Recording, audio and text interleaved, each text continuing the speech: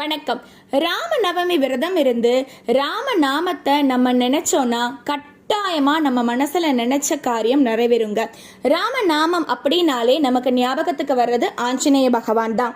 ராமாயணம் முடிந்து ராமர் நாராயணனாக வைகுண்டத்துக்கு செல்லும் அந்த நேரத்துல ஆஞ்சநேயர்கிட்ட என்னால் உன்னை விட்டு இருக்க முடியாது, நீயும் என் கூட வைகுண்டத்துக்கு வரியான்னு கேட்டாராம்.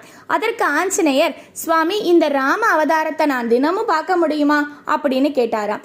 இல்லை, நீ வைகுண்டத்தில் நாராயண அவதாரத்தை தான் பார்க்க முடியும் அப்படின்னு சொல்ல, அதற்கு ஆஞ்சநேயர் சொன்னாரா, சுவாமி, என்னை தவறுதலாக நினச்சிக்காதீங்க, என்னுடைய தலைவனா என்னுடைய குருவா நான் உங்கள் ராம அவதாரத்தை தான் நான் மனசில் நினச்சி பார்க்கணுன்னு ஆசைப்படுறேன்.